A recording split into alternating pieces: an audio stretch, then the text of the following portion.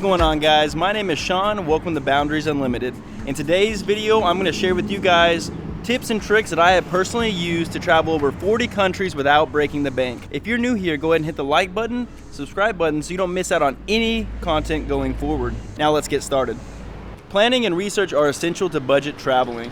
For this step, I highly recommend you grabbing a coffee and making yourself comfortable because it does take a little bit of time. And that is exactly what I'm about to do. Right now, I'm currently outside of a coffee shop right outside of Lake Texoma. It was opened by the drummer of Puddle of Mud and 3 doors down, Greg Upchurch. It's a really cool coffee shop, so let's grab a coffee and then let's get started.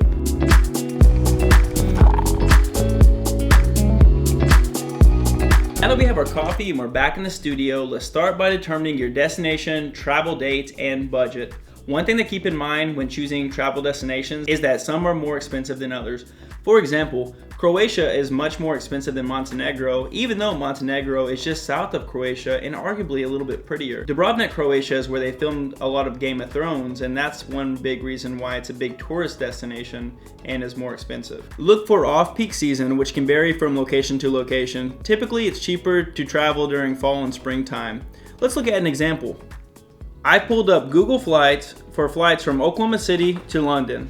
Let's start in the fall time. Let's look at October. I can book a round trip flight for as low as $691. Okay, let's move over towards Christmas break time. You can see the spike in flight prices. Now let's move to summertime.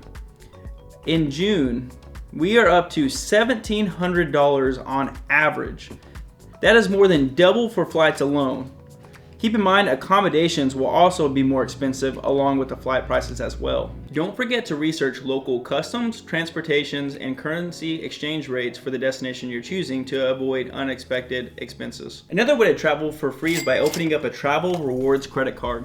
For example, I opened up a Chase Sapphire Preferred card before I traveled to St. Lucia.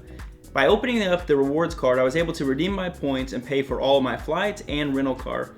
I highly recommend opening up a travel rewards credit card because at the end of the day, it's free money. You use your credit card for all daily expenses, so in the background, you're earning rewards points all the time, so when you're ready to travel again, you can cash in those reward points and pay for your flights, hotels, you name it. Next, let's talk about accommodations. Consider alternatives to hotels such as hostels, Airbnbs, VRBOs, or even couch surfing. These alternatives can offer a more authentic experience and save you money. Additionally, booking in advance or sharing a room with a friend can also cut down costs. Transportation can be a significant expense, but there are still ways to save. Look for budget airlines such as Ryanair, Spirit, and many more. You can also track flight prices on googleflights.com to find the cheapest rate for your desired destination. You can also sign up for newsletters from airlines to be the first to know about special rates and sales. For example, when I was researching Ireland before I traveled there, I signed up for the newsletter from Aer Lingus, which is Ireland's airlines.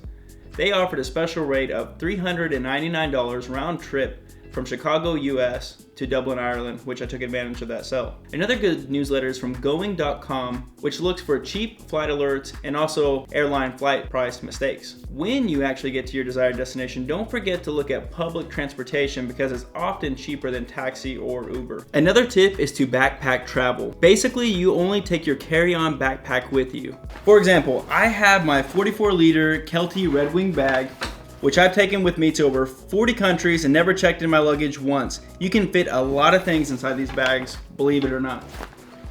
You will save time and money from not having to check in your luggage, plus you won't have the extra space to bring back expensive souvenirs.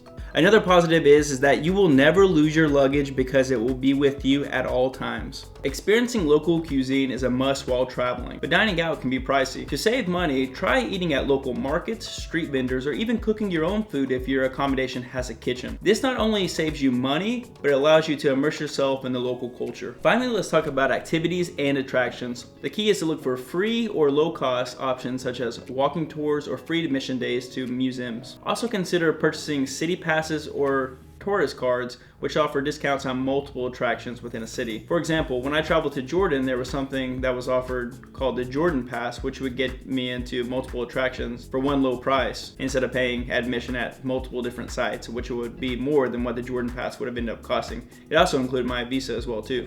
Remember, sometimes the best experiences are simply by exploring a new city on foot and interacting with the locals. Budget travel doesn't have to mean sacrificing the quality of experience. With careful planning, research, and smart choices, you can travel the world without breaking the bank. Don't wait until you're too old to travel. So I hope this video helped you guys out. I'm actually going to be planning out a trip to Japan and possibly Fiji within the next few months. If you guys would be interested in a follow-along, step-by-step guide on how I plan out my trip to Japan by minimizing expenses and maximizing experiences, let me know in the comments below and we'll make that video happen. Please like the video, subscribe for more if it was very helpful, and we'll see you guys in the next one.